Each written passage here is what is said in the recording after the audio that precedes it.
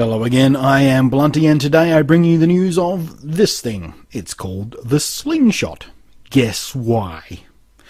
As the name does not even hint at all, it's designed as a tripod mounting and stabilization handle system for camera phones. It's a Kickstarter project, and another one that yours truly backed the instant I saw it a few weeks back. Then, the fellow who designed this little bugger and is running the Kickstarter campaign thingy noticed that I've done a bunch of camera phone type stuff before here on YouTube, and I had an audience of people who might be potential customers for him. So he sent me an early pre-production sample in the hopes that my opinion would be favourable, and I'd do a review and tell you guys about it.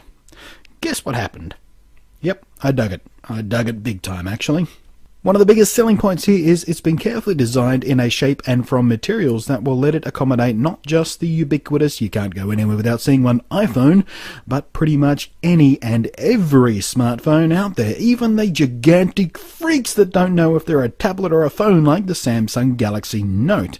And it'll also happily hold your phone even if it's in a case. There are two main components with the SLINGSHOT: the handle, which has a ball joint to allow you to angle your phone any which way you want, and also has some flip-out legs which you can use as a tabletop stand for hands-free recording or viewing. These ones are plastic, but in the final shipping version they'll be spring steel for some extra durability and springiness. But that's the boring bit. The cool bit is the cradle itself. It's the cleverest bit. It's made from a particular type of injection molded resin that's super tough, super flexible, and springs back into its original shape nice and easily. In the base there's a brass tripod screw mount that's molded right into the plastic itself, so it too will be super durable and won't ever simply pop out on you. At first glance you may think that's a really simple design. Anyone could have come up with that, but there's actually been a lot of really careful thought put into it.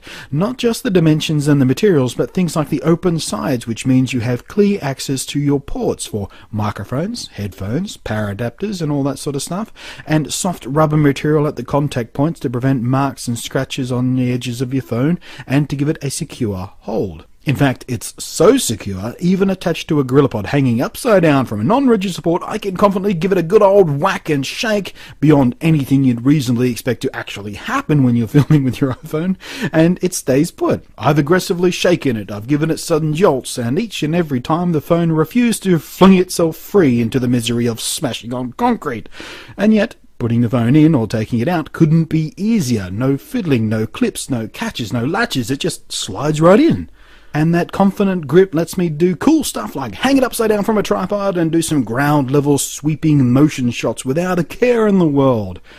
The whole thing is very small, it's flat, it's lightweight, which means I'll never ever think twice about throwing it in my bag, so it'll always be handy with me, which is brilliant. And while its promise of stabilization doesn't really deliver hugely significant results, what it does do is give you a more secure grip with your fingers and palms well clear of the lens and, more importantly, microphones, which are very easy to cover up if you're not paying attention, and a more comfortable grip, all of which help you get a more stable shot and smoother moves. Make no mistake, it's not a Steadicam rig, it's not even close, so don't expect miracles.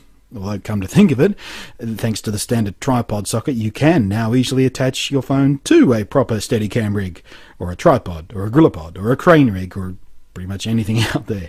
And because it's such an elegantly simple design, the price is kept low, so buying one is actually a bit of an impulse decision kind of thing. I backed the project at a $26 level, and for that I'll be getting 2 SLINGSHOTs, which will come in really handy when I do my side-by-side camera phone shootout videos. The awesome thing here with the SLINGSHOT is knowing that it will fit whatever phone I get in for review or indeed purchase for my own use. It's light, it's resilient, it's inexpensive, it's adaptable, it's reliable, and it's cleverly designed. It's ticking all the right boxes for an item that'll earn its place in my camera bag. It'll even work with my other favourite accessories attached, like the Clip lenses. I don't leave home without these things, and that fits fine, but in this case it's slightly less secure, so no upside down wackiness in this configuration. Right set up, it works just fine.